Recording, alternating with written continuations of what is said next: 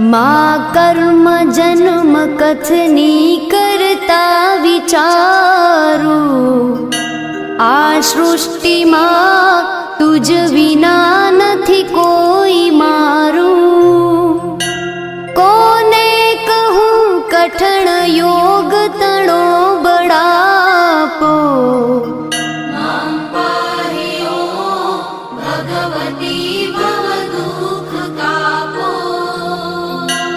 હું કામ ક્રોધ મદ મોહ થકી છકેલો, આડંબરે અતિ ઘણો મદથી બકેલો। દોષો થકી દૂષિત ના કરી માફ પાપો,